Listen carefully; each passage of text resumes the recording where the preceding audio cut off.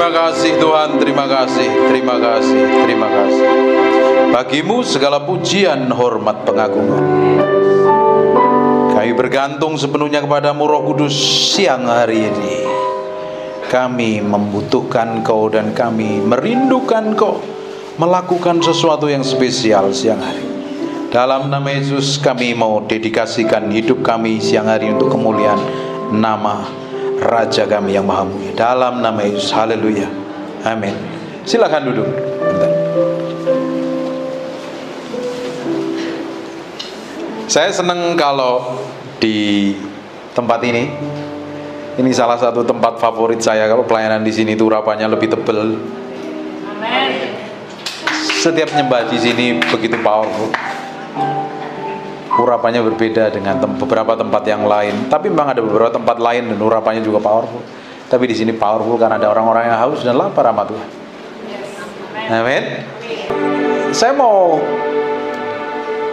ceritakan sesuatu yang Tuhan kerjakan dalam hidup saya. Tanggal 27 Agustus, 27 sebelum Agustus, bulan Juli ya, kita ke Surabaya. Pulang dari Surabaya pelayanan tanggal 2 malam. Dan apa yang terjadi dengan hidup saya? Tanggal 3-nya saya tiba-tiba baru bangun tidur, tidak bisa ngapa-ngapain. Saya lemas, nggak bisa gerak. Dan gembalamu yang sering telepon saya, meski pakai ini, jus ini, minum ini, dia perhatian banget, luar biasa. Kasih tepuk tangan dulu dong buat gembala yang baik. Thank you. Apa yang terjadi dengan hidup saya? Waktu itu bangun pagi, istri saya, karena kita udah lama nggak ke rumah mama, istri saya bilang, kamu ke rumah mama. Istri saya suruh ke rumah mama, tapi kondisi saya lemes loh, lemes. Terus saya telepon dokter only di Surabaya, dia bilang, Bapak mesti ke klinik, kalau nggak ke rumah sakit coba MRI. Dan ternyata ada penyumbatan di kepala saya. Saya bilangnya bukan stroke sebenarnya. Kalau stroke kan serem ya. Padahal saya benar-benar nggak bisa jalan selama 2 minggu, betul ya. Nggak bisa ngapa-ngapain 2 minggu. Bahkan kita medical check up, bukan medical check up, kita check up ke rumah sakit. Saya masih dalam pakai kursi roda. Ketika saya ngelihat mas-mas jalan, hati saya nangis, saya sedih. Tuhan, kenapa kok aku yang sakit? Kenapa nggak orang lain? Tahu nggak apa yang terjadi? Akhirnya setelah 2 minggu aku puntur tusuk jarum. Hari pertama saya masih pakai kursi roda. Hari yang keduanya setengah pakai kursi roda karena udah mulai bisa jalan. Hari ketiganya saya udah bisa jalan. Tahu nggak apa yang terjadi ketika saya bisa jalan? Saya teriak sama Tuhan. Saya bilang sama istri saya, makanya ya, kasih pasangan. Ketika engkau sakit, pasanganmu yang ngurusi.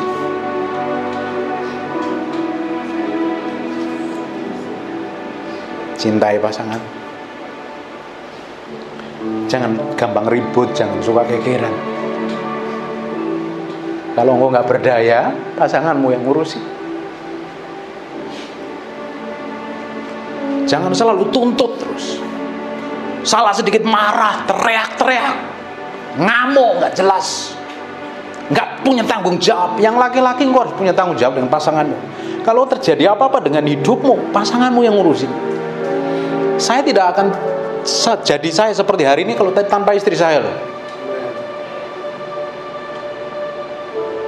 Kalau orang sungguh-sungguh mencintai pasangannya, dia semakin mencintai, orang mencintai Tuhan itu semakin mencintai pasangannya.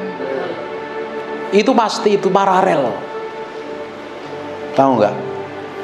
Ketika saya bisa jalan, saya ngomong, Rani, aku bisa jalan, aku bisa jalan.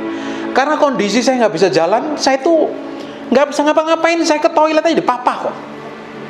Everything is done. Saya pikir, wah ini udah selesai hidup saya ini. Saya pikir pelayanan saya udah selesai, udah finish. Karena saya nggak bisa khotbah itu.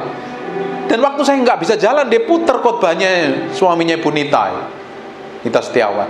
Dia khotbah jalan-jalan, wah aku nggak bakalan bisa jalan lagi. Ternyata saya bisa jalan sampai hari ini.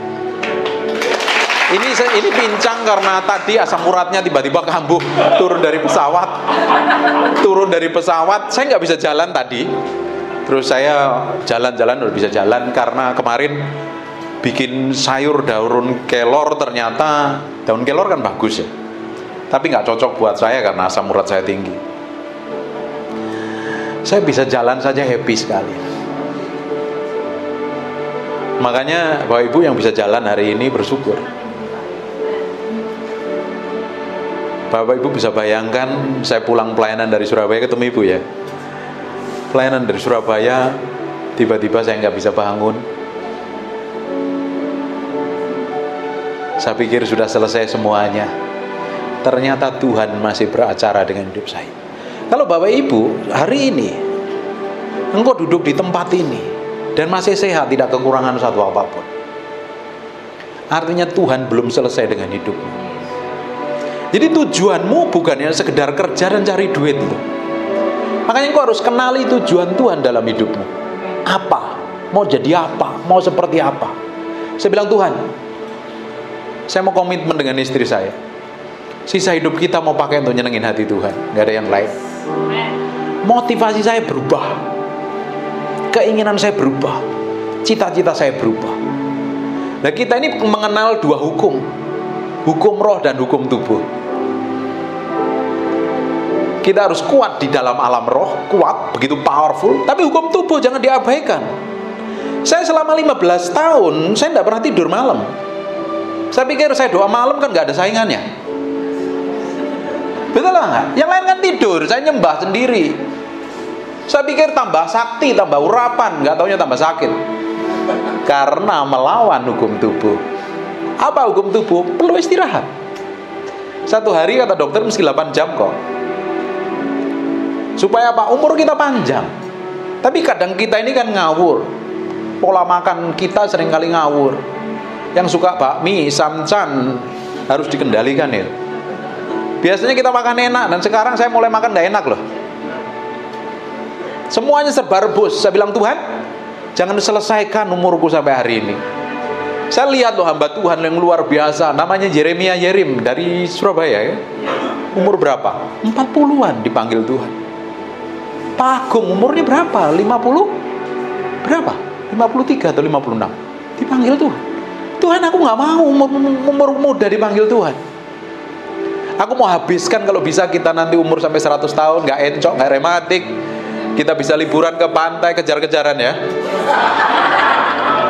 Saya ngomong begitu sama istri saya. Saya pengen happy, hidup saya bahagia. Saya mau habiskan sisa hidup saya untuk nyenengin hati Tuhan, gak ada yang lain. Sudah gak punya tujuan yang lain. Cita-cita saya berubah total. Keinginan saya, kerinduan, pola makan, pola hidup saya. Sekarang jam 10-11 sudah tidur. Makanan saya pingin makan rawon. Bapak Ibu apa yang dibikinin memang pingin rawon. Rawon kan enak kan, makanan surgawi itu kan. Apalagi kalau ada lemak-lemaknya begitu luar biasa. Ini bikinin rawon. Dagingnya tahu nggak apa? Buah kondur. Luar biasa kan? Buah kondur itu loh. Tiap hari makan rebus-rebusan. Saya pingin sehat kok. Kadang kita ini dipercayakan tubuh sebagai tempat tinggalnya Tuhan, tapi kita nggak rawat. Kita makan sembarangan, mentang-mentang kita merasa sehat, merasa punya duit, makan restoran, hajar, apa, samcan, apa lagi, babi, iga, penyet, wagyu, semuanya sikat. Istri saya dulu suka beli wagyu, berapa pak itu isinya, dari panggang kita makan enak banget. Enak kan?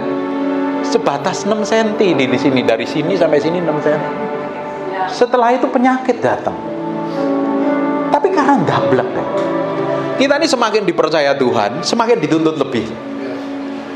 Semakin kita ngerti firman, semakin dituntut lebih. Dan saya ini kan ngajar firman tiap hari, muridin orang, khotbah. Sepanjang 2021 sampai 2022 khotbah saya intinya satu loh, pikul salib sangkal diri loh. Dan ternyata saya harus pikul salib sangkal diri, matiin daging benar-benar. Pikul salib sangkal diri itu makan. Pulang kebaktian kita makan restoran Korea enak. Kadang diajak makan makanan Chinese food. Di situ ada daging-daging yang banyak lemaknya itu yang luar biasa kan. Dan gurih-gurih yang luar biasa itu kan. Sekarang mulai kurangin gula sama sekali. Nggak makan tepung, gorengan tidak sama sekali. Dulu waktu saya kesini kan muka saya bulat ya, kayak Pak Eras ya. Beratnya 88 kilo, tahu nggak sekarang berat saya berapa? Hanya 77 kilo. Dalam waktu nggak sampai 2 bulan. Dan saya sehat. Ada bagian yang harus kita rawat dalam diri kita ini. Hukum tubuh dan hukum roh. Kalau engkau pingin sepanjang hidupmu dipakai Tuhan, jaga di area ini. Kalau enggak, engkau nanti didapati nggak punya tanggung jawab. Segala sesuatu yang Tuhan percayakan sama kita kan suatu hari kita akan bertanggung jawabkan di hadapan Tuhan. Tidak ada satu patah kata pun yang terlepas. Suatu hari kita akan bertanggung jawabkan di hadapan Tuhan. Even semua yang Tuhan percayakan, suatu hari diminta pertanggungjawaban di hadapan Tuhan. Duitmu, hartamu, dengerin khotbah saya judulnya dipercayakan 80 miliar. Makanya setiap orang Kristen tuh harusnya jadi orang Kristen yang begitu powerful dan dahsyat. Kenapa? Ingat perumpamaan satu orang minimal dipercayakan 1 talenta, 2 talenta dan 5 talenta. 1 talenta itu kalau diuangkan hari ini total nilainya hampir, kalau kurs sekarang berapa? 15.200. Totalnya hampir 90 miliar. Kurang apa kita sebagai orang Kristen? Powerful nggak harus? Tapi kenyataannya kan nggak semua orang Kristen powerful kan? Banyak membelinya kan? Ikut Tuhan asal-asalan, nggak mau cari Tuhan, sembarangan sembrono. Bayangin, setiap kita dipercayakan 90 miliar. Harusnya hidupmu memiliki dampak apa enggak? Harusnya punya dampak dong. Apa cukup ibadah hanya sekedar datang ke gereja seperti ini, terus pulang nggak ngapa-ngapain? Kita harus menjadi dampak di mana Tuhan tempatkan kita. Karena Tuhan punya rencana ilahi. Tapi setelah kita cari Tuhan kan kita pikirkan semuanya everything berjalan dengan baik-baik saja. Dengerin ya, selama engkau cari Tuhan, perjalananmu nggak baik-baik. Saya habis-habisan 2017 sampai 2021 habis total. Mobil nggak punya, deposito diambil, investasi di asuransi ambil, toko bangkrut, semuanya bangkrut. Saya pikir sudah selesai dengan proses itu. Ternyata Tuhan belum selesai dengan hidup saya. Sampai nyawa saya hampir diselesai.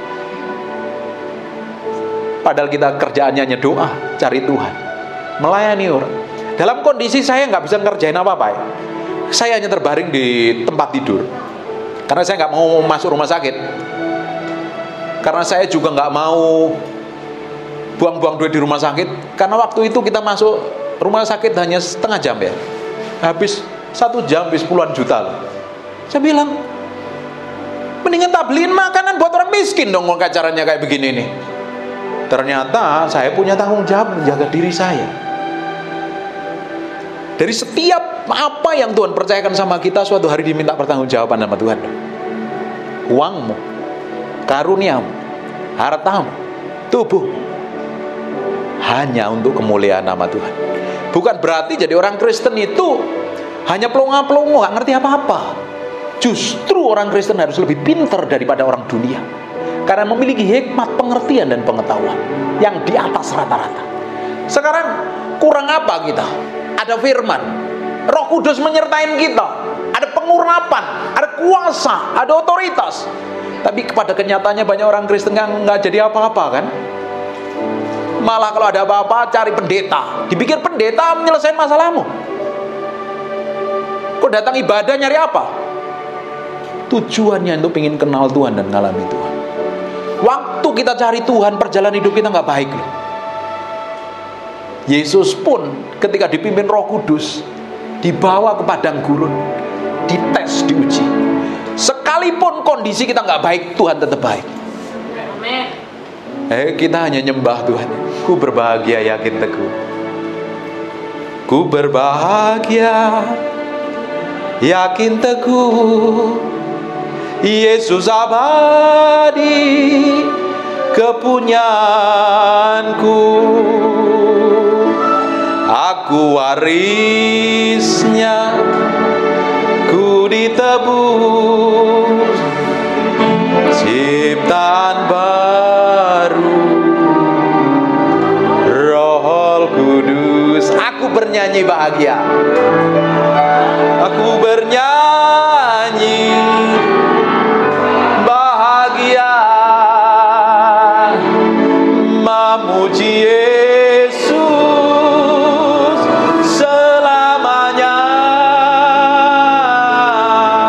Aku bernyanyi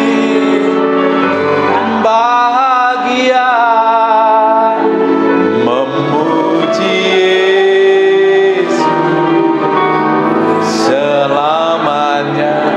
Selama kita tinggal di bumi, kita selalu ngadepin masalah. Selama kita pakai tubuh daging ini, kita selalu ketemu orang-orang bermasalah. Karena hidup kita tidak pernah akan baik-baik saja. Kita akan selalu dipertemukan dengan orang bermasalah, atau bahkan hidup kita yang bermasalah. Tapi Tuhan bisa ubah masalahmu menjadi sebuah mujizat yang power dan dasar. Respon hatimu akan menentukan engkau bisa menyelesaikan masalah apa tidak. Harusnya sikap hati kita ini sejalan dengan apa yang Tuhan mau dan apa yang Tuhan inginkan. Ini yang membuat semakin hari hidup kita diubahkan menjadi serupa segambar dengan Tuhan. Dalam kondisi kita babak belur, semakin kita cari Tuhan. Hampir tiap hari kita puasa, hanya nyembah Tuhan, pengen senengin hati Tuhan. Bapak Ibu, hidup kita nggak bisa nyenengin semua orang, dan semua orang tidak mungkin bisa juga menyenangkan hati kita. Dalam kondisi apapun ya, harusnya kau bisa tetap nyembah Tuhan, karena Tuhan yang menjadi utama dan terutama, bukan yang lain. Tapi yang jadi masalahnya seringkali hal yang lain itu jadi yang utama. Berapa banyak di antara kita ketika kita ngadapin masalah dan persoalan yang begitu menyakitin dan melukai hati kita, sampai kita kepikiran dan kita lupa Tuhan. Bapak waktu itu kan punya problem ya kan, sekarang udah tambah diberkati ya. Tuhan belum selesai kok dengan hidup kita. Tuhan juga belum selesai dengan hidup saya. Saya bilang, Tuhan, jangan pernah buat aku gak menyelesaikan apa yang kau percayakan dalam hidup, nggak mencapai destinasi ilahi yang kau tentukan dalam hidupku. Tadi kan disebut tentang destinasi ilahi, bahwa setiap kita punya tujuan Tuhan yang Bapak Ibu harus temukan. Bapak Ibu pengen ketemu dengan itu, bahasa kerennya itu bahasa visi. Visi pribadi dalam hidupmu harusnya kau temukan di dalam hadiratnya. Kau bisa ditempatkan di pelayanan, di tempat kerja, jadi ibu rumah tangga atau manapun juga. Ketika engkau berjalan bersama Tuhan, Alkitab katakan, apa saja yang dikerjakan tanganmu Tuhan berhasil. Kalau engkau jalan dengan Tuhan. Untuk jalan sama Tuhan kan kita perlu dengar suaranya, untuk ngikutin Dia. Hanya orang yang pikul salib mati daging baru bisa ngikutin apa yang Roh Kudus mau dan Roh Kudus inginkan. Coba kita lihat sekarang di Keluaran pasal yang ke-31. Ku berbahagia, yakin teguh, Yesus abadi, kepunyaanku, aku warisnya, ku ditebus ciptaan baru, Roh Kudus. Aku bernyanyi bahagia, aku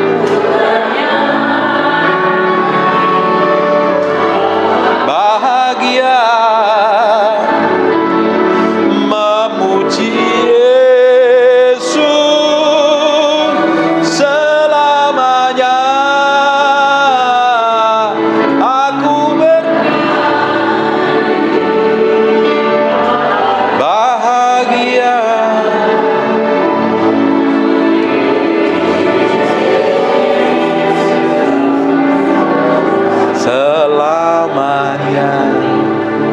kondisi bingung, stres, harus ngapain? Katakan bahagia. Katakan bahagia. Itu keputusan saya. Loh, belum makan ya. Sekali lagi, bahagia adalah keputusan hati saya. Sekalipun suami saya, lingkungan saya, orang lain tidak membuat saya bahagia. Amin. Nanti kamu praktek sambil jerit-jeritan sama Tuhan ya. Aduh, pokoknya aku harus senyum. Tahu nggak prakteknya ngapain? Coba toleh kanan kirinya, kasih senyum yang paling manis. Itu loh ciri orang bahagia itu, senyum. Lah kamu disuruh bahagia kok mukanya begini? Enggak, aku bahagia. Aku bahagia. Enggak bahagia itu kesel. Istri-istri kalau ngelihat kelakuan suaminya aneh, biasanya bahagia atau kesel? Sekarang mulai kasih senyum. Aku tahu ya suamiku suatu hari berubah sesuai dengan apa kata Tuhan dalam hidupnya. Tapi seringkali kita ngelihat pasangan kita bikin kesalahan, kita omongin kan, kamu begini, kamu gitu, kamu gitu. Terus kita bawa dasar keluargamu, nenek moyangmu, pakong, makong, coba kan, semuanya disebutin. Sekarang mau belajar, yang kita omongin adalah janji Tuhan atas pasangan hidup kita. Hidupmu akan bahagia.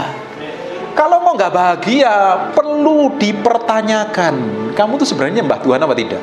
Orang Kristen tuh harusnya bahagia loh. Mau ngadepin babak belur, bangkrut, sakit penyakit, tidak akan pernah menghentikan kebahagiaan. Karena kebahagiaanmu sumbernya adalah Yesus sendiri. Saya enjoy kok. Tambah hari tambah dipertajam hari ini. Jam doa saya lebih banyak. Nanti kita doa ya. Kita mau minta Roh Kudus urapin Bapak Ibu semuanya. Pingin? Kita mau demonstrasikan kuasa Tuhan hari ini. Yang pingin katakan yes. Keluaran pasal yang ke-31 mulai ayat yang pertama. Lihat ini. Setiap kita, Tuhan punya tujuan. Dan kita harus ngerti tujuan Tuhan dalam hidup kita. Apa? Berfirmanlah Tuhan kepada Musa, lihatlah telah kutunjuk Bezalel bin Uri bin Hur dari suku Yehuda, yang telah kupenuhi dia dengan roh Allah. Jadi kuncinya itu dipenuhi dengan roh Allah. Hidupmu kalau nggak ngalami kepenuhan roh Allah, kamu dipenuhi dengan dirimu sendiri. Kalau orang nggak ngalami kepenuhan Roh Kudus, kepenuhan Roh Kudus itu bukan ditumpang tangan dengan tanda berbahasa lidah dari pengalaman sekali seumur hidup, bukan. Pengalaman dipenuhi Roh Kudus itu adalah pengalaman setiap hari kita bersama Tuhan di kamar doa kita. Kisah para Rasul dari pasal pertama, pasal kedua, pasal ketiga, pasal keempat sampai pasal yang terakhir, itu yang meneruskan kita itu sebenarnya. The act of the Holy Spirit. Itu kisahnya bukan kisahnya para Rasul, itu kisahnya Roh Kudus yang mengurapin para Rasul harus. Tiap pasal dipenuhi Roh Kudus. Harusnya kehidupan kita setiap hari ngalami kepenuhan Roh Kudus. Yang jadi masalahnya untuk orang duduk diam di kaki Tuhan itu tidak seneng kan? Siapa yang ketika ngadepin masalah bukannya datang kepada Tuhan, duduk diam, Tuhan mau apa? Tuhan kok mau bicara apa? Atau kita coba telepon teman kita, sahabat kita, cerita, gembala, dan lain sebagainya. Atau kita mau pakai kekuatan kita sendiri. Berapa banyak di antara kita? Saya dulu orangnya seperti itu. Tapi saya belajar berubah. Tambah hari tambah kenal Tuhan, tambah ngerti firman, tambah berubah harusnya. Biasanya kan kita coba cari kekuatan kita, pakai kekuatan kita sendiri. Kalau nggak kita cerita ke orang lain, kita ngobrol ke orang lain, kita konseling dengan pendeta. Dipikir pendeta menyelesaikan masalahmu. Pendeta masih manusia kok. Kita kalau konselingin orang, kita perlu tanya Tuhan dulu. Aku mesti ngomong apa ini? Aku minta hikmat apa? Tapi kan rata-rata orang Kristen kalau kena masalah kan senangnya temuin pendeta. Dari pendeta gemuk, pendeta kurus, pendeta gundul, pendeta gondrong, semuanya. Kalau bisa yang terkenal-kenal diteleponin. Saya tiap hari konselingin orang masalahnya. Hampir tiap hari. Tahu nggak apa yang terjadi kalau engkau dipenuhi Roh Kudus? Tambah hari engkau tambah diubahkan menjadi orang yang serupa dengan Tuhan. Harusnya tambah hari kan dewasa di dalam Kristus. Bukannya sekedar pusing dengan masalahnya, persoalan, masalah tetap ada. Selama kita tinggal di muka bumi, masih makan bakmi, makan kue tiaw, makan samcan, kita masih akan hadapin masalah. Masalah itu harus kita jalani dengan bahagia. Kita relax dan enjoy. Dalam kondisi saya nggak bisa bangun, nggak bisa ngapa-ngapain. Tahu nggak? Orang telepon saya konselingin. Itu orang juga ngalami stroke, lebih parah dari saya. Setelah beberapa minggu saya sehat, dia telepon, "Loh, Bapak berarti sakit loh. Saya baru dengerin khotbah Bapak loh. Bapak katanya disembuhin." Iya. Berarti waktu saya konseling sama Bapak lagi sakit. Iya, saya nggak bisa bangun. Enjoy loh hidup saya bahagia. Sampai istri saya itu marah-marah. Dia bilang gini, "Kata dokter jangan pegang laptop, jangan pegang handphone. Tapi kamu telepon terus." Habis orangnya udah Bapak belur kok. Kalau nggak dikonselingin nanti daripada stres gimana? Saya tetap melayani loh. Kadang kita ini ya, jadi hamba Tuhan itu seringkali lupa dengan diri kita sendiri ketika berdoa. Hampir kita nggak pernah berdoa untuk kepentingan kita. Kita doain orang-orang yang konseling itu biar dijamah Tuhan, dipulihkan. Dan ternyata Tuhan urusin hidup saya loh. Sampai dokter yang nanganin saya bilang, "Luar biasa ini, mujizat ini, Bapak bisa sembuh. Ini pulih, ini kok bisa kayak begini," katanya. "Ini cepet nih." Ibu Jun juga telepon, "Bu, saya udah sehat, sudah pulih." Puji Tuhan. Ngalami pemulihan. Terus saya ngomong sama Tuhan, "Tuhan, ini hidup saya nggak tahu sampai kapan, tapi kalau bisa kau perpanjang, yang panjang. Aku mau bahagia dengan istri saya masa tua saya. Saya mau nikmatin hidup saya dengan istri saya, seneng-seneng, happy dan melayani Tuhan." Dan ternyata hidup kita tambah hari tambah happy ya kan. Hampir kita nggak pernah ribut, kita nggak pernah geger. Saya sering diomelin karena tidur agak malam katanya. "Cepat tidur." "Iya." "Udah jam berapa ini?" "Tidur." "Iya." Saya karena bayangin 15 tahun tidur jam 5 pagi terus. Kan itu namanya cari penyakit dan cari gara-gara.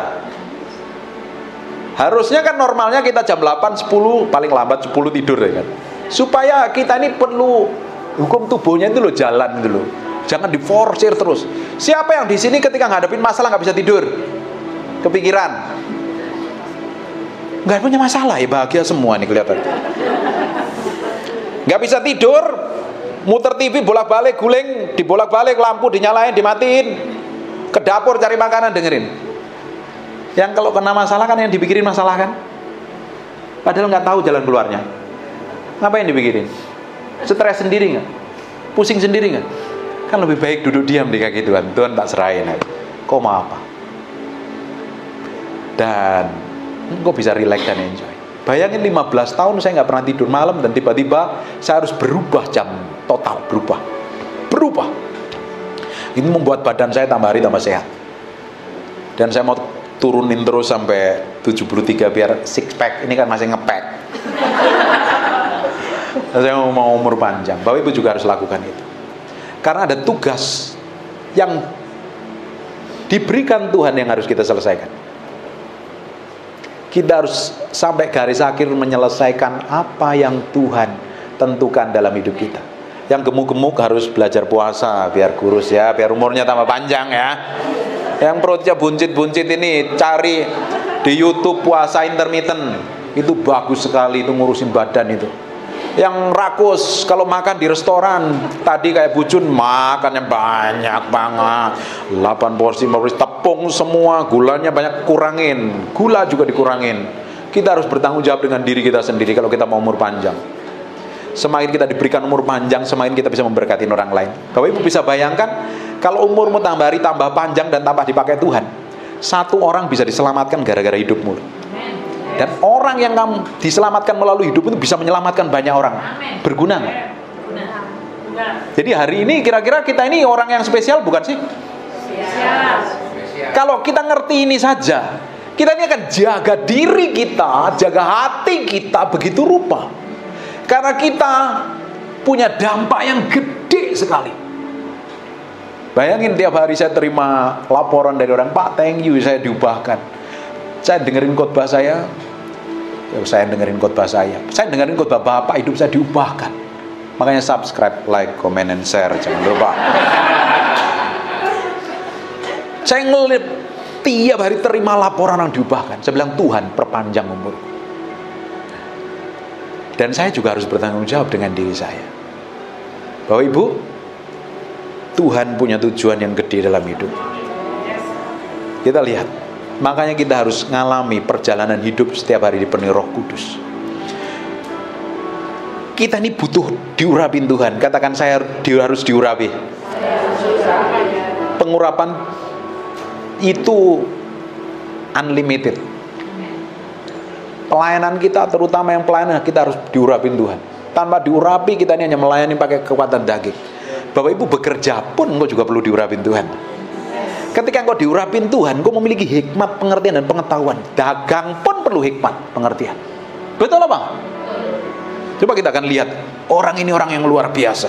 Hari ini kita khotbah agak panjang ya, nggak apa-apa ya. Nanti makan sendiri di rumah masing-masing. Dan telah kupenuhi dia dengan Roh Allah dan keahlian dan pengertian dan pengetahuan dan segala macam pekerjaan. Butuh nggak kita hari ini? Untuk dagang perlu nggak kayak gini? Untuk bekerja, jadi ibu rumah tangga pun perlu kayak begini kan? Apalagi kalau engkau punya suami yang nggak liar-liar, perlu hikmat, pengertian, pengetahuan nggak? Untuk menjinakkan keliaran suamimu. Betul apa nggak? Kita butuh urapan loh. Bukan mulutnya teriak-teriak, kamu begini. Tambah kabur itu suami.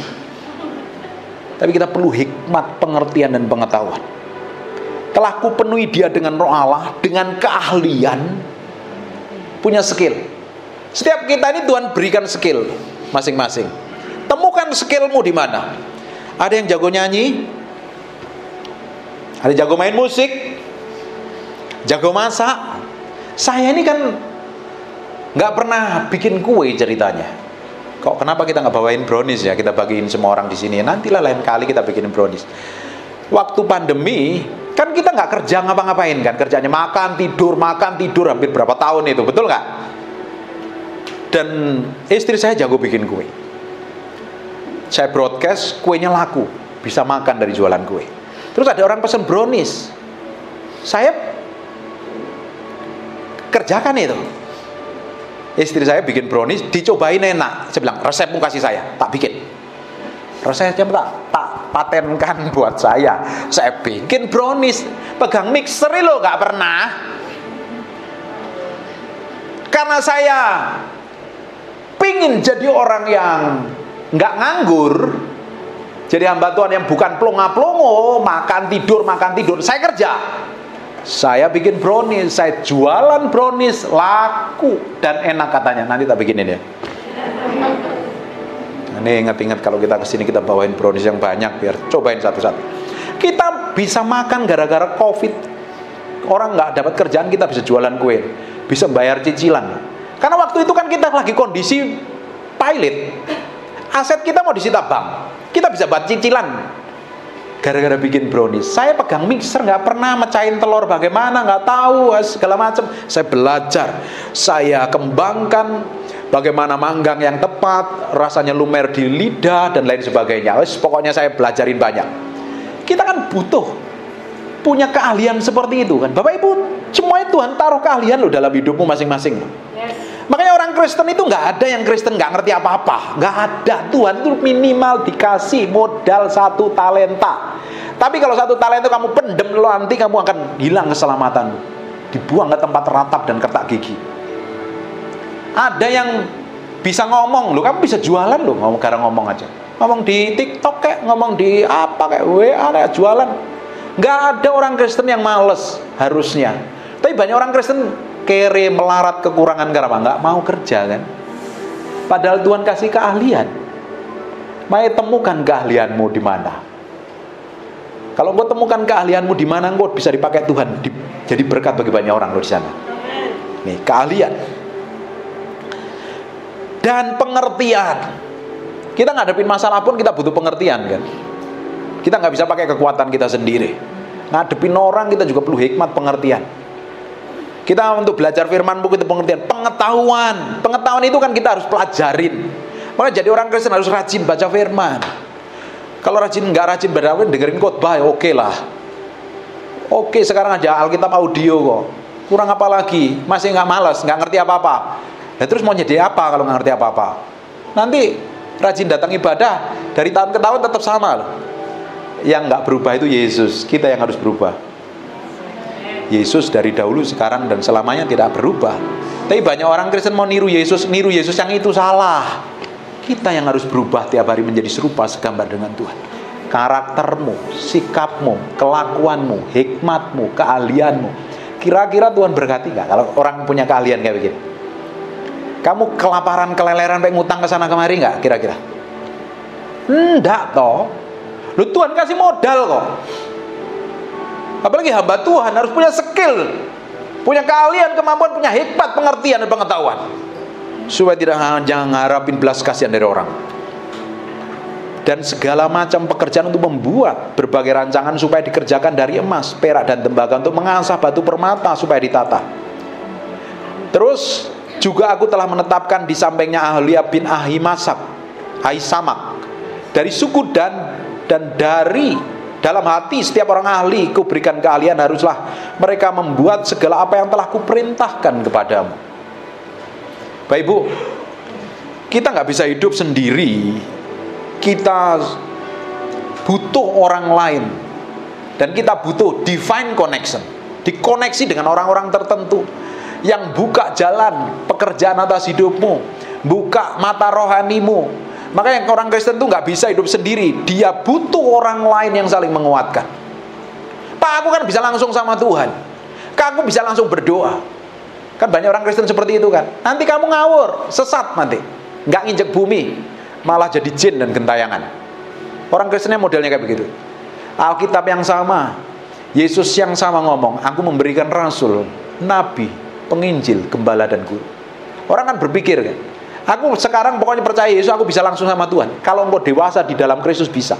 Tapi kalau engkau baru belajar, engkau perlu dimuridkan, dididik, diajari. Setiap orang Kristen itu nggak bisa hidup sendiri. Selalu Tuhan tempatkan orang-orang di sekitar hidup kita untuk menopang, menguatkan, dan lain sebagainya. Bahkan Tuhan berkatin kita, nggak langsung ujuk-ujuk sekarung US dollar di kamar kan. Sekalipun Tuhan sanggup lakukan seperti itu, tapi Tuhan nggak lakukan kan. Tahu caranya Tuhan memberkati dari mana? Tuhan memberkati melalui orang-orang sekitarmu, deal bisnis, dagang, usaha, atau apapun. Dan kita nggak bisa milih orang yang mana, modelnya seperti apa. Kadang kita harapkan malah nggak nolong, utang ya. Betul nggak? Terus bagian kita ngapain? Bangun hubungan yang baik dengan semua orang. Karena kita nggak pernah tahu orang yang mana yang dipakai Tuhan memberkati, yang ada di sekitar hidup kita. Jadi perlu damai nggak sama orang-orang? Jangan pikir terus negatif aja. Lihat itu, jangan-jangan mau maling itu. Ada anjing kaing-kaing depan rumah. Jangan-jangan itu jahat anjingnya. Kalau pikirannya kita jelek terus, bagaimana kita bisa percaya Tuhan? Sama orang aja pikirannya jahat, nggak percaya loh. Bagaimana bisa percaya dengan Tuhan yang tidak kelihatan? Negatif, jelek terus. Ini semua orang-orang yang pikirannya negatif, hati-hati ya. Kalau pikiranmu negatif, jelek terus dengan orang lain, kamu susah percaya orang dan susah dipercayakan oleh Tuhan. Maka kita mau belajar menaruh pikiran, perasaan kita sama Tuhan. Tadi kan dipilih. Sekarang kita lihat di Keluaran pasal yang ke-35, ayat yang ke-34. Kita ayat yang ke-30 saja kita mulai. Berkatalah Musa kepada orang Israel, lihatlah Tuhan telah menunjukkan Bezalel bin Hur dari suku Yehuda, yang telah memenuhi dengan roh Allah, dengan keahlian, pengertian, dan pengetahuan, dengan segala macam pekerjaan, yakni untuk membuat berbagai rancangan supaya dikerjakan dari emas, perak, dan tembaga, untuk mengasah batu permata supaya ditata, untuk mengukir kayu, dan untuk bekerja dalam segala pekerjaan yang dirancang itu. Dan Tuhan menanam dalam hatinya dan dalam hati Aholiab bin Ahisamak dari suku Dan kepandaian untuk mengajar. Tadi dipilih, ini perikopnya diangkat. Coba kita lihat di ayat yang kedua, pasal yang ke-36-nya. Demikian harus bekerja Bezalel dan Aholiab. Katakan, saya harus bekerja. Saya nggak bisa meminta-minta terus. Alkitab katakan, orang yang nggak kerja nggak usah makan. Kalau ibu hanya minta-minta terus, nggak usah makan. Kerja. Kembangkan kapasitasmu yang Tuhan percayakan itu. Bapak Ibu tahu nggak Roh Kudus diberikan kepada kita punya tujuan dan maksud? Bahkan Roh Kudus yang diberikan di dalam hati kita ini diingininya dengan cemburu. Artinya jangan main-main dengan roh Allah yang ada dalam hidupmu. Harusnya engkau bergaul dengan dia setiap hari. Makanya hikmat pengertianmu ditambah-tambahkan. Tahu gak? Kalau hikmat pengertianmu ditambah-tambahkan, semakin hari semakin engkau diurapin Tuhan. Makanya kita Mazmur katakan, apa saja yang dikerjakan tanganmu Tuhan akan bikin berhasil. Itu karena ada hikmat pengertian dan pengetahuan, bukan kerja salah-salah. Amin. Sebab dari sanalah permulaan berkat akan mendatangimu, dan kau dipakai menjadi berkat bagi banyak orang. Tuhan punya maksud dan tujuan yang ilahi dalam kehidupan kita. Bukan hanya sekedar kita diselamatkan. Setelah kita diselamatkan ngapain? Kita jalan sama Tuhan setiap hari, menggenapi rencananya, supaya kita ngalami janji Tuhan dan hidup di dalam berkat Tuhan. Tujuannya apain? Supaya kita memberkatin banyak orang-orang yang babak belur itu. Yesaya katakan, engkau akan memberitakan kelepasan pada orang-orang yang terkurung dalam penjara. Dan engkau sendiri kalau hidupmu terkurung, bagaimana engkau melepaskan orang dalam penjara? Hidupmu sendiri babak belur. Kalau kita ini miskin dan menderita, melarat dan kekurangan, bagaimana kita bisa memberkati orang lain? Makanya kita harus bekerja, punya hikmat, pengertian dan pengetahuan. Katakan yes. Gak boleh males. Terutama kecuali ya dikasih suamimu tiap bulan 200 juta, ya kamu kan bisa kerja apapun juga ya, nyantai aja ya, jalan-jalan juga oke lah. Ya saya berdoa dikasih suaminya 200 juta. Kok nggak ada amin yang di sini? Artinya suamimu diberkatin Tuhan. Oh saya aja pingin kasih istri saya tiap bulan duit yang gede, tapi belum juga sih. Tapi ya kita kasih yang secukupnya. Amin, haleluya. Perhatikan ya, setiap orang ahli yang telah dikaruniai Tuhan keahlian pengertian, sehingga melakukan segala macam pekerjaan untuk mendirikan tempat kudus, tempat menurut yang diperintahkan Tuhan. Besaliel dan Aholiab punya keahlian dan hikmatnya luar biasa, dia kerja tepat seperti yang Tuhan mau. Akhirnya Tuhan tunjuk dia, angkat dia untuk ngapain? Mengerjakan perkakas bait Allah. Hidupmu harusnya mulai hari ini, kalau engkau jalan tepat sesuai dengan ketepatan ilahi, tambah hari pengaruhmu tambah gede untuk jadi berkat bagi banyak orang. Ini kan mengerjakan perkakas bait Allah. Engkau bisa jadi berkat untuk tubuh Kristus loh. Engkau ditempatkan di kantor, di pabrik, di toko, di rumah, di dapur. Bahkan engkau bisa menjadi berkat bagi mbakmu loh di dapur loh. Sopirmu juga diberkatin Tuhan. Coba lihat, yang punya sopir bertahun-tahun, supirmu melihat Kristus atau melihat wanita bijak? Semoga melihat Kristus, bukan melihat istri yang pelit, nyonya yang pelitnya luar biasa. Harusnya kan kita menjadi berkat bagi banyak orang kan. Hidup kita ini bukan sekedar hidup, tapi Tuhan punya maksud dan tujuan. Tujuannya untuk Tuhan pakai jadi penyambung lidah Allah, jadi berkat bagi banyak orang di sekitarmu. Dan orang sekitarmu kan harus melihat manifestasi Kristus kan, lewat tindakanmu, lewat omonganmu, lewat kata-katamu, lewat sikapmu. Betul apa enggak? Kalau dia nggak ngelihat Kristus, ini ngelihat siapa? Jangan-jangan Isabel. Kalau nggak ngelihat Isabel, ngelihat garangan, tukang hotel tadi katanya. Udah gak jujur, ngomongnya sembarangan, ngomongnya kasar, terus pingin jadi berkat bagi banyak orang. Mana bisa? Kan hidup kita jadi berkat bagi banyak orang harusnya. Nah itu dimulainya dari diri kita lah. Jadi kekristenan tidak hanya duduk di sini dengerin khotbah bertahun-tahun, kalau nggak punya dampak ngapain? Mulai hari ini jadi berkat bagi banyak orang. Apa saja yang dikerjakanmu jadi berkat bagi banyak orang. Ketemu siapapun orang bisa melihat manifestasi Kristus melalui tindakan, sikap dan perbuatanmu. Orang-orang model kayak begini loh, orang dewasa di dalam Tuhan. Orang yang gak pusing dengan dirinya sendiri. Kena masalah-masalah jerat-jeris, nangis teriak sama Tuhan. Tuhan kenapa aku ngalami kayak begini? Jalanin aja, gak perlu tanya sama Tuhan. Saya ngadepin masalah yang rumit. Sudah 5 tahun babak belur.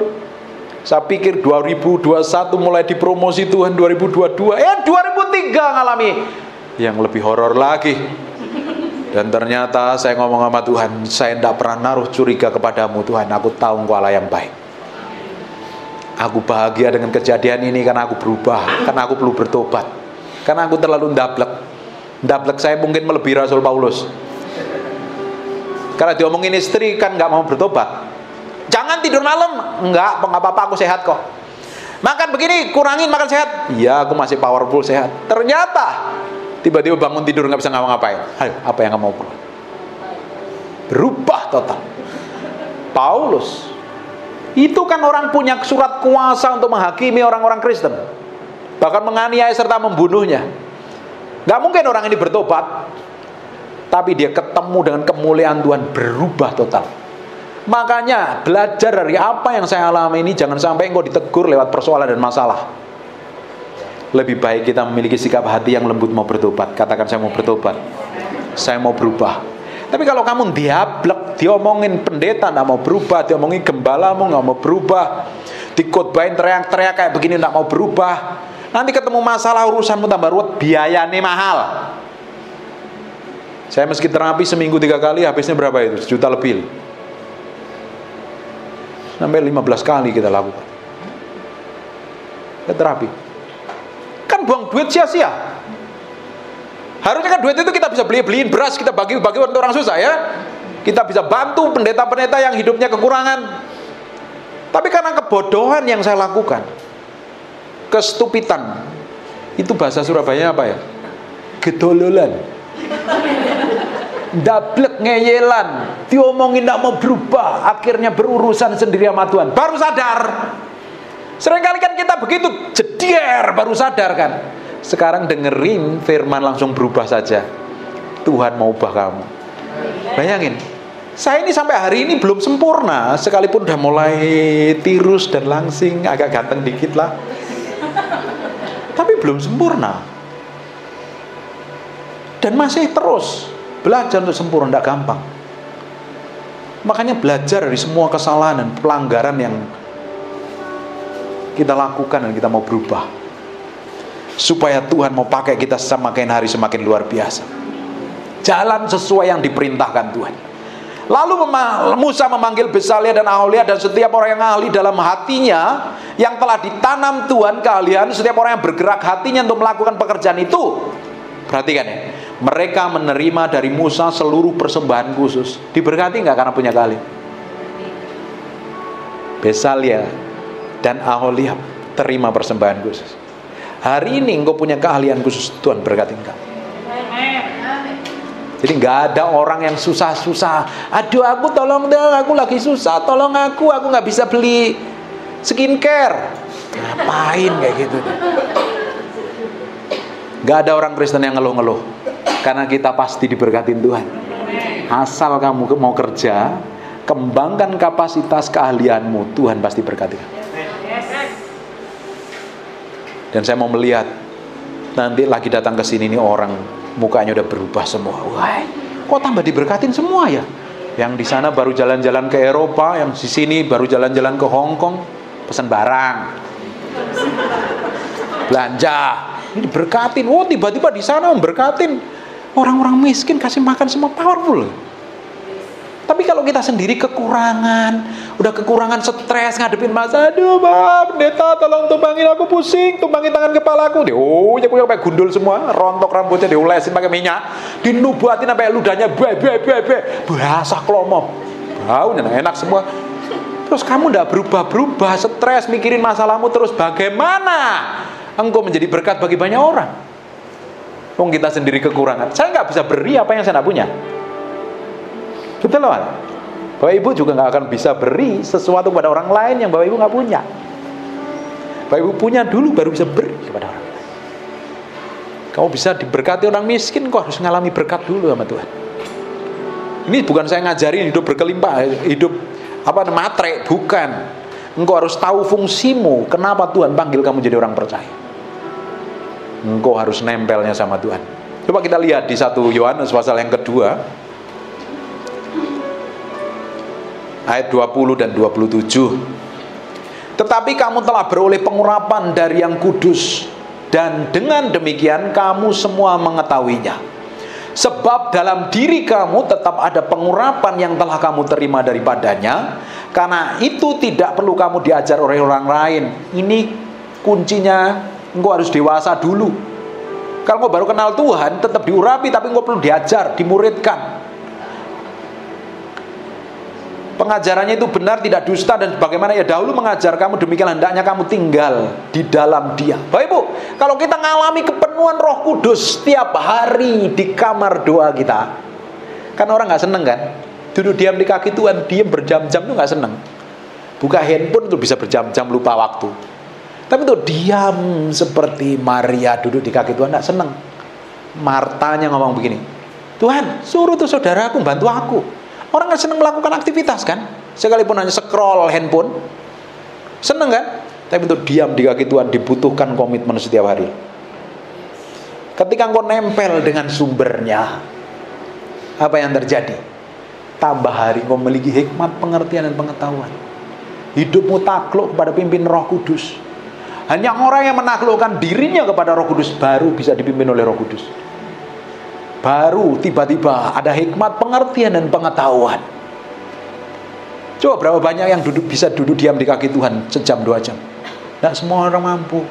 Tapi kalau datang persekutuan doa, orang seneng karena kumpul, ngobrol-ngobrol, dengerin khotbah dan lain sebagainya. Apalagi ada nubuatan, seneng kan? Nanti tak nubuatin satu-satu. Nggak percaya kelihatannya. Ya wes, nggak jadi. Terus orang lebih suka beraktivitas yang kelihatan orang. Tapi ya, sumber pengurapan itu didapatkan karena kita duduk diam di kaki Tuhan, dengerin. Kadang saya itu doa, istri saya tahu itu, doa dari jam 7 kadang sampai jam 12 siang. Terus Bapak dengar apa? Nggak dengar apa-apa. Tuhan ngomong apa? Tuhan nggak ngomong apa-apa. Tahu nggak ketika Tuhan ngomong biasanya ngapain? Lagi nyetir atau lagi duduk di toilet lama-lama. Tuhan ngomong. Ini Tuhan ngomong. Aku mesti ngomong begini-begini. Saya sering ngomong kayak gitu. Kadang kita tuh hanya duduk diam di kaki Tuhan, dengerin Tuhan ngomong apa. Kadang Tuhan nggak ngomong. Tetap lakukan setia. Berapa banyak kita seringkali berdoa dan kita malah ngantuk. Sampai mentok plafon, doa kok malah nguap-nguap terus. Ini gimana Tuhan? Nggak dengar suara Tuhan, dengar suara tokek dan suara nyamuk. Ini gimana tuh Tuhan? Siapa yang pernah ngalami? Loh, saya sering ngalami kok. Kadang kita berdoa pengen untuk Tuhan ngomong segala sesuatu kan, ternyata Tuhan nggak ngomong sesuatu. Tapi bapak ibu lagi motong bawang, lagi makan, Tuhan ngomong tis. Kayak seperti firman yang lompat seperti kanguru itu lompat tis. Loh, ini Tuhan ngomong loh. Catat, seperti catat. Kalau nggak direkam di handphone, nanti cari ayatnya, direnungin. Itu Tuhan bicara dalam hidup. Ini Tuhan tambahkan hikmat, pengertian. Saya itu setiap hari khotbah, kadang sehari khotbah bisa 2 kali. Dan khotbahnya harus beda-beda loh. Kalau saya nggak minta hikmat Tuhan, saya mau khotbah apa? Kan yang dengerin saya bosan. Ngomong itu melulu, bahas itu melulu. Ini orang punya hikmat nggak sih? Kan dia ngomongin begitu. Pendeta pun perlu hikmat, pengertian, dan pengetahuan yang datangnya dari Tuhan. Supaya yang dengerin itu, wow, ini gue makan. Saya mau makan firman hari ini. Loh, kelihatannya nggak leang. Perlu urapan dan duduk diam di kaki Tuhan. Biasanya kalau kita berdoa, kemarin saya telepon orang Bali telepon saya. Dia bilang, Pak, saya juga udah doa kok tiap Sabtu ke gereja. Iya, kamu doa ngapain? Itu doa corporate. Tapi engkau perlu duduk diam di kaki Tuhan. Siapa yang doa? Iya, saya Pak udah doa, saya udah doa. Tapi doamu hanya ngomong, minta ini, minta itu, ngeklaim ini, ngeklaim itu. Siapa? Banyak kan orang begitu kan? Terus Tuhan belum ngomong apa-apa, Tuhan belum jawab, langsung amin. Kan banyak rata-rata orang kayak begitu kan? Coba sekarang doanya dirubah. Duduk diam di kaki Tuhan. Tuhan maumu apa sih dalam hidupku? Sejam, setengah jam, 2 jam kalau bisa. Nanti kamu jadi orang yang berbeda loh. Berbeda. Tahu nggak urapan, hikmat, pengertian hari ini yang perlu kita dapatkan dengan duduk diam di kaki Tuhan. Nyenengin hatinya, nggak ada yang lain. Hanya nyenengin hati Tuhan. Yang kita kejar itu apa sih? Mobil Alphard paling baru, Range Rover, Mercy. Uang 2 gebok Pak. Mau 2 kardus Indomie? Apa lagi? Mau kejar apa? Nama baik, nama tenar. Tahu yang perlu kita kejar, nyenengin hati Tuhan. Tahu nggak kalau kita nyenengin hati Tuhan apa yang terjadi? Tuhan kan kasihnya sama kan pada semua orang. Orang yang tidak kenal Tuhan, di luaran saya dapat matahari yang sama, hirup udara yang sama. Tapi Tuhan seringkali memperlakukan seseorang itu berbeda karena memiliki hubungan kedekatan. Hubungan kedekatan itu dibangun bukan di tempat umum, di kamar doamu. Engkau hanya ngomong sama Tuhan, Roh Kudus mau apa kau? I just want to praise you. Duduk diam di kakinya. Tuhan, aku pingin kau, nggak ada yang lain.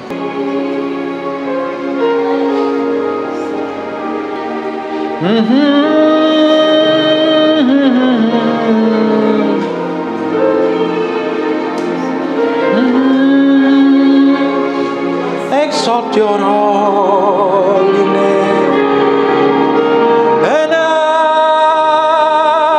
exalt your holy name, and I exalt your holy name, Most High. I just want to praise you.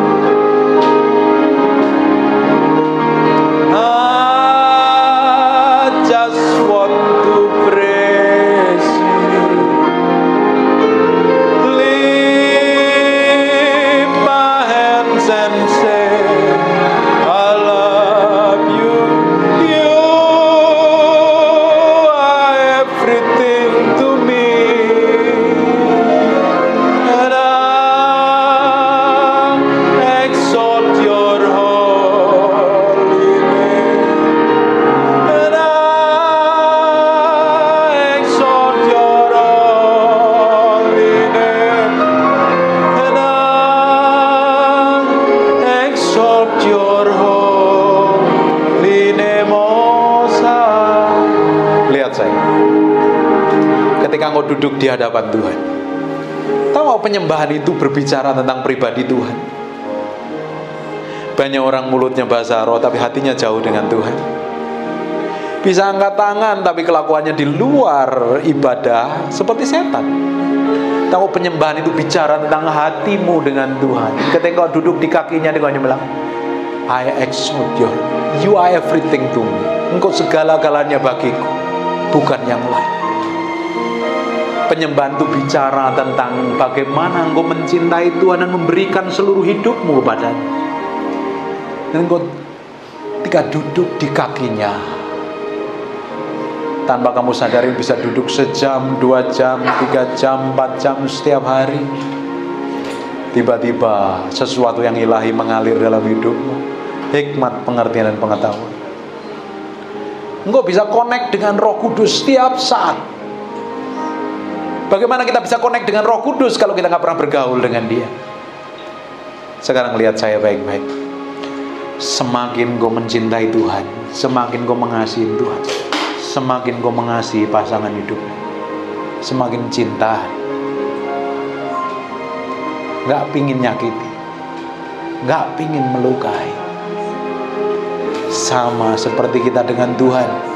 Semakin kita cinta dengan Tuhan, semakin kita tidak mau melukai hati Tuhan. Hanya pingin nyenengin hatinya. Tiba-tiba semua kejahatan, kendablekan, kengeyelan, tukang ngutil tadi hilang. Karena aku tahu apa yang aku berbuat, aku yang lakukan ini tidak berkenan di hadapanmu. Aku mulai hari ini mau ambil keputusan yang nyenengin kau. Itu kekristenan yang sejati. Itu kekristenan yang dibangun dengan keintiman dengan Tuhan.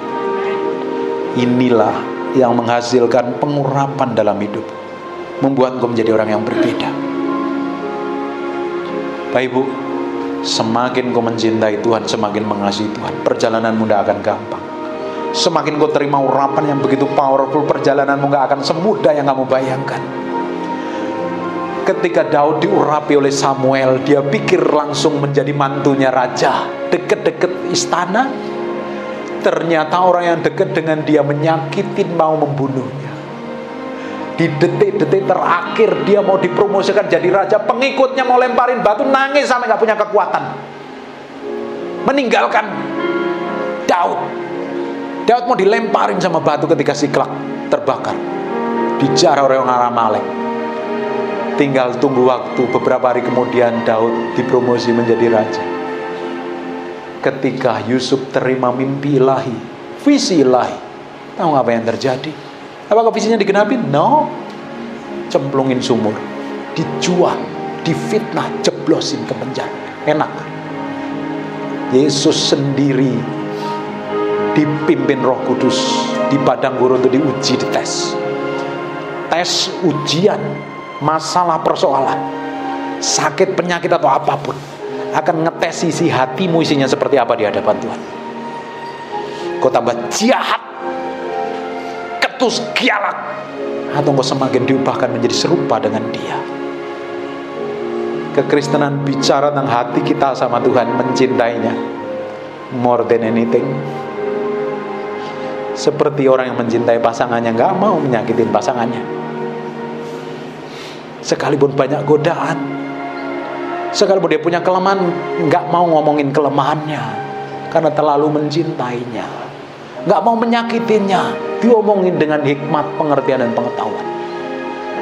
Berapa banyak orang ngomong ngakunya cinta Tuhan, kelakuannya, sikapnya jahat sama Tuhan, gak peduli dengan Tuhan. Seperti persis yang dialami oleh Saul. Bukankah dia diurapin Tuhan? Dipilih oleh Tuhan jadi raja. Dan ketika Roh Kudus undur daripada dia, dirasukin roh jahat, matinya mengenaskan bunuh diri, ditolak Tuhan. Yudas juga sama. Dia sama urapannya dengan para rasul, ngusir setan, nyembuhin orang sakit. Tapi karena ketamakan dan keserakahan dan mau bertobat, ujungnya mati bunuh diri. Bapak Ibu bisa bayangkan kematiannya Yudas itu lebih mengerikan lagi. Mati gantung diri yang harusnya jatuhkan kakinya dulu, tapi kok kenapa kepalanya jatuh dan mulut perutnya terburai. Semua kejahatan yang kita lakukan, suatu hari kita akan terima upahnya. Apapun itu, cepat atau lambat, lebih baik kita bertobat. Cintai Tuhan lebih dari apapun. Amin. Kau cintai Tuhan setiap hari, bergaul dengan Dia, kau akan terima sesuatu yang ilahi dalam hidupmu. Orang yang berdoa sejam, 2 jam, 3 jam, 4 jam sama orang yang berdoa kelihatannya sama kalau duduk seperti ini. Tapi ketika dia berdoa, dia ngadepin masalah, dia ngadepin tekanan, berbeda. Tiba-tiba Tuhan lakukan sesuatu yang lebih. Makanya hubungan kedekatan itu penting dengan Tuhan. Kita dekat dengan Tuhan, kita terima banyak favor, terima banyak kemurahan Tuhan. Engkau dekat dengan dagingmu, engkau semakin keras kepala, sombong, belagu, tukang ngotil, seenak perutmu sendiri, susah ditegur, susah dinasihatin. Semakin kau dekat Tuhan, hatimu semakin diubahkan terus. Ini loh perjalanan dari iman satu pada iman yang lain. From glory to glory itu setiap hari itu kayak begini, berjalan dari urapan satu pada urapan yang lain. Hari ini kita diurapin Tuhan, besok diurapin Tuhan, besok diurapin Tuhan, besok diurapin Tuhan, besok diurapin. Hari ini kita hidup kudus, besok hidup kudus, besok hidup kudus. Hari ini berjalan dalam kemuliaan, besok berjalan dalam kemuliaan, besok berjalan tambah hari tambah powerful. Gulung seperti bola salju, tambah hari tambah gede. Amin. Kira-kira apa yang kamu kerjakan diberkati apa enggak? Punya dampak apa enggak? Sekarang kita mau siapkan hati, hanya fokus sama Tuhan untuk nyenengin hati Tuhan.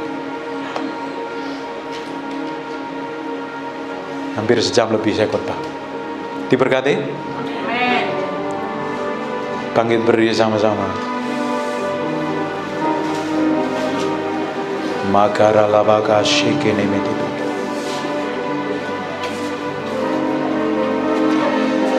Mulai fokus sama Tuhan. Jangan pusing dengan dirimu sendiri. Fokus sama Tuhan. Tutup matamu dan fokus sama Tuhan. Nikmati hadiratnya. Berhembus kuasamu, mengalir kedahsyatanmu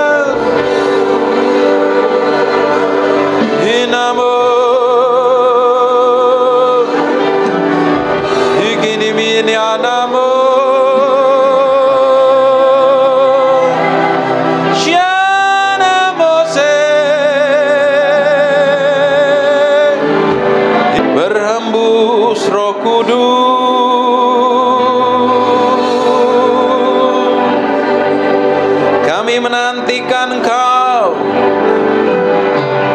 siang hari ini. Jamahan-Mu Tuhan,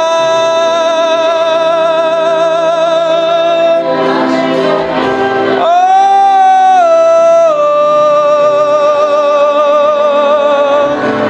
Tuhan,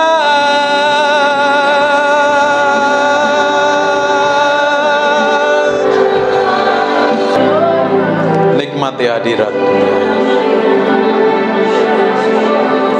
Aku berdoa pengurapan-Mu sedang turun dalam ruangan ini. Pengurapan-Mu sedang mengalir dalam ruangan ini. Roh Kudus yang aku cintai, Roh Kudus yang aku kasihi, sekarang jamah setiap orang dalam ruangan ini.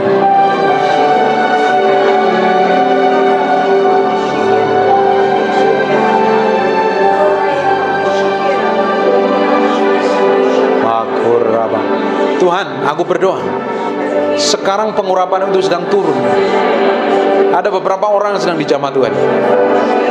Kuasa itu semakin kuat. Nah, Jesus, semakin kuat. Sekarang aku mohon Roh Kudus yang aku cintai, aku kasihi, jamah setiap orang dalam ruangan ini yang haus dan lapar akan Kau. Penuhi, penuhi, penuhi, penuhi sekarang. Bahan nama sekoto koko nama tekeni makirebete kono moshante kono. Nikmati dia.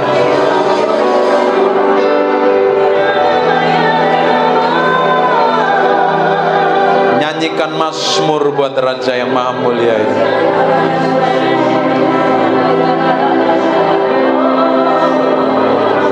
Tuhan, semakin Kau bergerak dalam ruangan ini, beri pengalaman orang-orang dalam ruangan ini sesuatu yang berbeda. Sesuatu yang berbeda.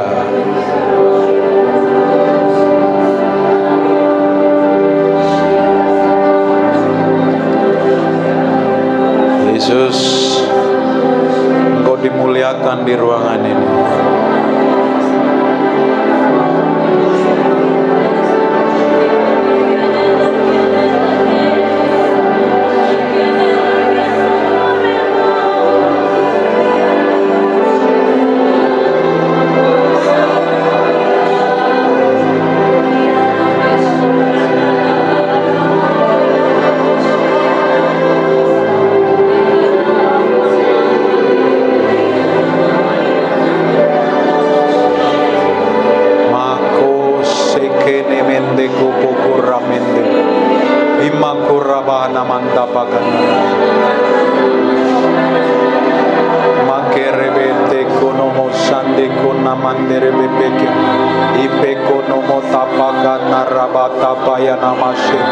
Ini menggo bogoro motaka nama shekeri. Itekerene mete pepiana manta pakaraba. Inna manta kurobo sante kuno moto pokur. Imekere pepiana manta pakaraba. Jesus. Jesus.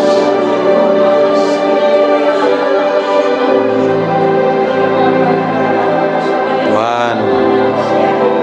Tuhan.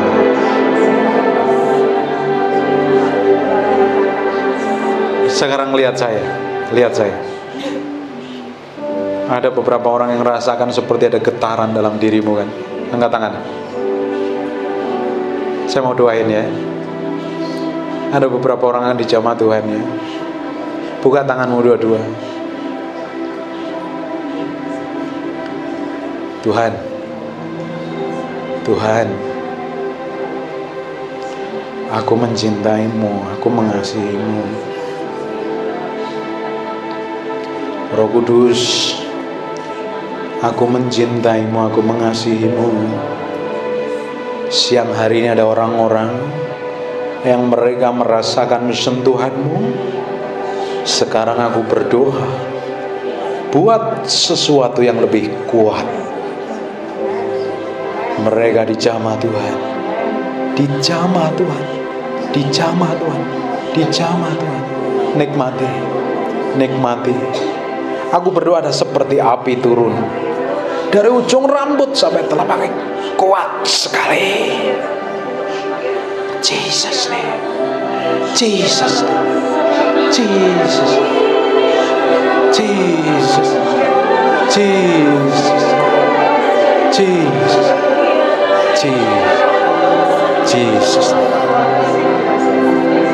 Aku berdoa urapanmu sedang turun mengalir in Jesus. Kuat, kuat sekarang. Jesus, Jesus, Jesus, Jesus, Jesus. Dalam nama Yesus, dalam nama Yesus, kuasamu mengalir in Jesus. Bu ini Tuhan berkati. Dalam nama Yesus, dalam nama Tuhan. Nah, go.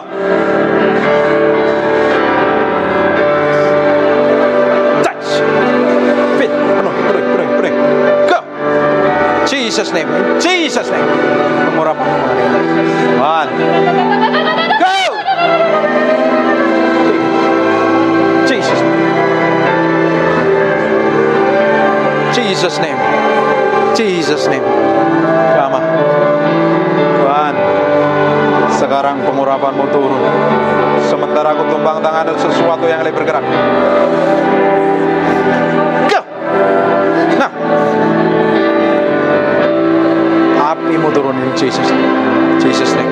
Dalam nama Yesus, dalam nama Yesus, dalam nama Yesus, dalam nama Yesus. In Jesus name. Go.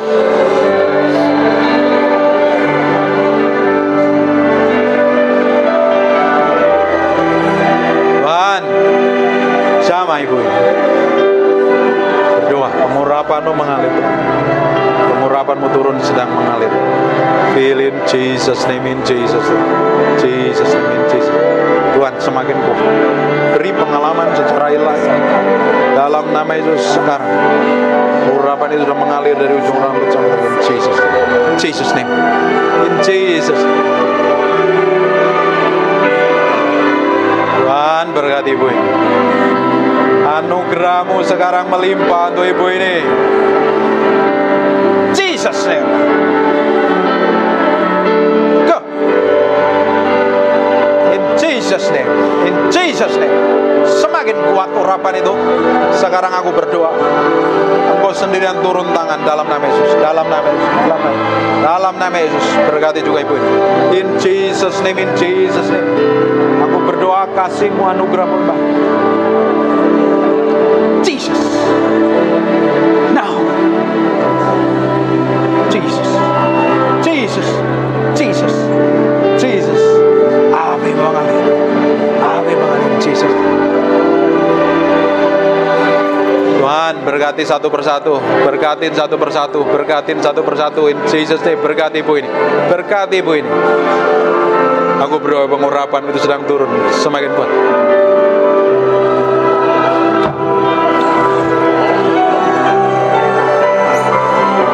Jesus.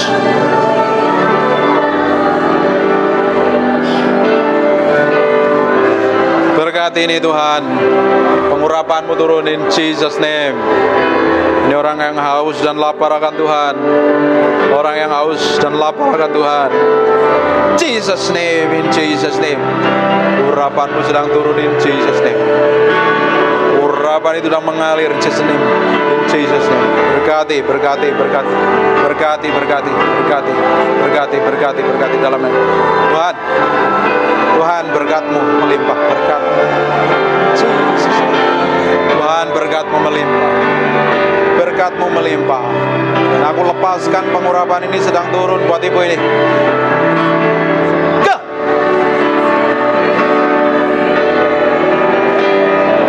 Geser, bangkunya geserin. Angkat, angkat.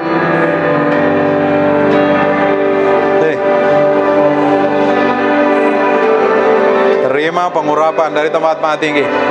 Take it, Jesus name. So.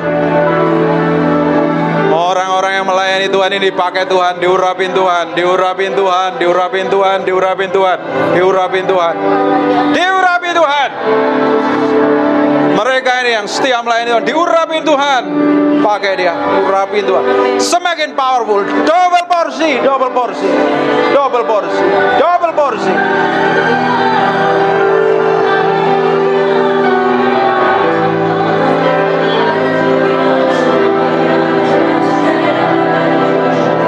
Dipenuhi kemuliaan.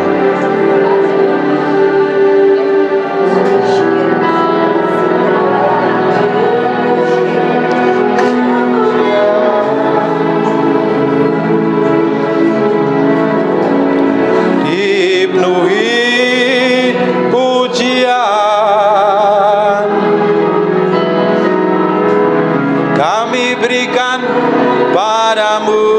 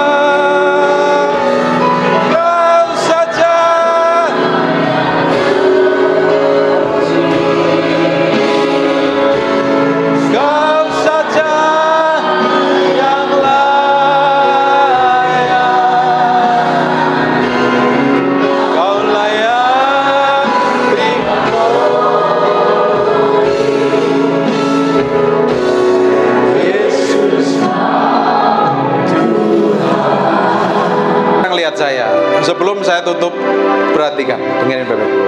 I just want to praise you ya. Roh Kudus diberikan kepada kita, diingininya dengan cemburu. Di Efesus pasal yang keempat ayat ke-30 katakan, jangan dukakan Roh Kudus. Kata duka itu disakitin pikiran dan perasaan. Ini kan kebanyakan ibu-ibu kan. Ketika engkau disakitin perasaanmu, apa yang terjadi? Terluka. Pakai string. Ketika engkau terluka, mukamu berubah, sikapmu berubah, perlakuanmu berubah. Roh Kudus adalah seorang pribadi loh. Makanya jangan dukakan Roh Kudus. Kalau engkau mendukakan, artinya engkau menyakitin pikiran dan perasaannya. Sama seperti Bapak Ibu, kalau engkau disakitin oleh perkataan seseorang, engkau kepikiran terus kan? Bahkan sampai sakit hati, jengkel, benci, dan dendam. Karena disakitin dan dilukai. Apalagi kalau dilukai. Apalagi kalau engkau gak peduli, mengabaikan kemauannya, kehendaknya. Pasanganmu saja kalau ngomong gak didengerin, kasih nasihat gak mau dengerin, terus kita lebih dengerin perkataan orang lain, pasanganmu terluka. Betul gak? Apalagi kita nggak mau dengerin apa yang Tuhan mau, apa yang Tuhan inginkan. Kita nggak mau berubah. Kita ngeyelan, kita ngototan, kita mau sendiri, nggak jalan sesuai dengan ketetapan Tuhan karena kita merasa benar, merasa pintar, merasa hebat. Kan kebanyakan dari kita merasa benar sejagat raya dan orang lain salah semua. Makanya sering kita ngehakimin semau kita sendiri. Kita ngomong seenak perut kita sendiri. Kenapa bisa ngomong seperti itu? Karena kita merasa benar. Kalau kita nggak mau nurutin Tuhan, kita nyakitin hatinya. Tahu nggak apa yang dikatakan Yesaya 63 ayat yang ke-10? Kalau kita sering mendukakan rohnya, Ia bukan lagi, Ia berperang melawan kita. Dia bukan di pihak kita. Ia itu siapa? Allah Bapa. Karena Roh Kudus dulu menyatu dengan Allah Bapa. Karena Yesus, dia sebelum naik ke surga, dia minta rohnya tinggal. Yang dulunya sama Bapa, dia tinggal sama kita hari ini. Di Yohanes pasal 14 dikatakan, dia akan menyertain kita dan tinggal bersama-sama kita. Dia mengurapin kita untuk selama-lamanya. Tapi kalau kamu nyakitin Tuhan terus, ngelukain Tuhan terus, seperti persis yang dilakukan Saul, Roh Kudus undur daripada. Ketika Roh Kudus undur dari seseorang, orang itu sendiri nggak pernah tahu kalau dia di Roh Kudus sudah undur. Ingat, ketika Roh Kudus undur dari Saul, Saul nggak tahu kalau Roh Kudus undur daripada dia. Ketika Roh Kudus undur daripada siapa itu yang badannya gede? Simson. Dia sendiri nggak tahu kalau Roh Kudus undur. Dipikir dia pasti diurapin, ternyata tidak. Kalau engkau sakitin hatinya Tuhan terus-terusan, engkau tidak pernah tahu. Makanya tidak heran ya, ada orang yang nyakitin hatinya terus-terusan, bikin dosa dan kesalahan, bikin dosa jadi biasa, kebal, benar. Tapi kalau kita nurut dan bertobat seperti apa yang dilakukan oleh Daud, ditegur Nabi Nathan, dia nangis teriak, jangan ambil rohmu daripadaku. Dia tahu persis Daud, kalau Roh Kudus undur daripada dia, dia melihat mertuanya sendiri, melihat rajanya sendiri, Roh Kudus undur daripada dia, langsung dirasukin roh jahat dan tahta dipindahkan ke orang lain. Kisah Para Rasul katakan, ketika Saul bikin dosa, Allah langsung memilih Daud. Bapak Ibu, perhatikan baik-baik ya. Kalau kita nggak menurut sama Tuhan, kita jalan mau kita sendiri, kita nggak mau ngikutin maunya dia, banyak orang ngantri di belakang sana bisa menggantikan posisi kita. Tidak heran ada Alkitab katakan yang dahulu jadi yang terkemudian jadi terdahulu. Karena apa? Tidak bisa dipercaya. Ingat perumpamaan uang mina itu, yang satu dikubur, yang 5 dikembangkan jadi 10, uang 1 dikasih kemana? Kasih yang bisa mengembangkan. Kalau engkau nggak setia sama Tuhan hari ini, jalan maumu sendiri, nggak mau denger suara dia, jatah yang harusnya kau terima tidak akan sampai ke tanganmu. Justru banyak orang yang setia di belakang sana gantikan posisimu. Ketika Roh Kudus undur daripada Saul, dan Tuhan tidak berkenan kepada Saul, langsung instan Tuhan ngangkat Daud. Belajar nyenengin hati Tuhan. Amin. Jaga sikap perasaan. Kita tutup dalam doa. Terima kasih Tuhan, terima kasih. Urapi setiap orang dalam ruangan ini, setiap orang, biar mereka pulang mengalami urapan Tuhan satu persatu tanpa terkecuali. Dan aku materaikan firman ini dengan darah anak domba Allah, nempel dalam hati mereka berhari-hari, berminggu-minggu, berbulan. Firman ini jadi kehidupan.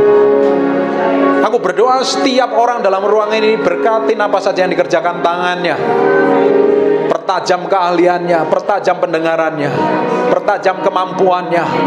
Kemana dia ditempatkan, di kantor, di pabrik, di toko, di rumah tangga, Tuhan berkati. Berikan kesehatan yang sempurna, umur panjang, damai dan sejahtera. Biar tangan Tuhan ada di atas orang-orang di ruangan ini yang haus dan lapar akan Tuhan, yang haus dan lapar akan Tuhan. Berkati Bu Gembala. Coba kita arahkan tangan kepada bujur.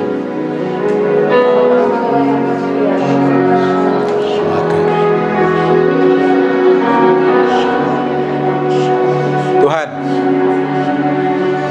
urapan yang spesial berikan kepada hamba-Mu. Jesus name. Pengurapan itu turun in Jesus. Just want to praise you. Urapi dia Tuhan, urapi dia Tuhan. Sesuatu yang ilahi mengalir dalam tubuhnya. Hikmat, pengertian dan pewahyuan. Kesehatan yang sempurna, kekuatan ilahi, ketajaman ilahi mengalir dalam hidupnya mulai hari ini. In Jesus name. Jesus name. Jesus name. Jesus name.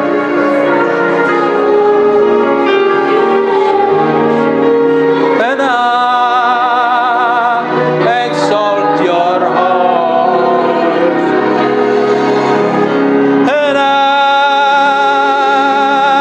exalt your holy name.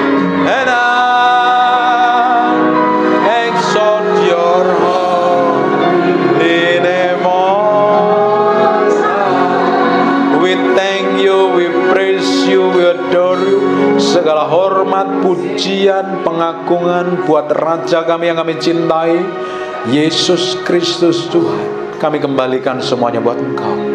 Kami kembalikan semuanya buat Engkau. Roh Kudus yang kami cintai, Roh Kudus yang kami kasihi, sertai setiap orang dalam ruangan ini, kemanapun mereka pergi, kemanapun mereka bekerja, kemanapun mereka pelayanan, kemana mereka melakukan aktivitas. Roh-Mu yang ajaib menuntun, membimbing, taruh kepekaan yang tajam. Setiap orang dalam ruangan ini bertumbuh ke arah Kristus, diubahkan menjadi orang-orang yang dewasa secara roh. Terima kasih Tuhan buat siang hari ini. Bagi-Mu pujian, pengagungan. Dalam nama Yesus yang diberkati Tuhan katakan amin. And God bless you. Tuhan memberkati. Diberkati hari ini. Amin. Sorry ya kalau khotbahnya sering tajam dan nyakitin perasaanmu ya. Tapi itu sehat buat hidupmu. God bless you.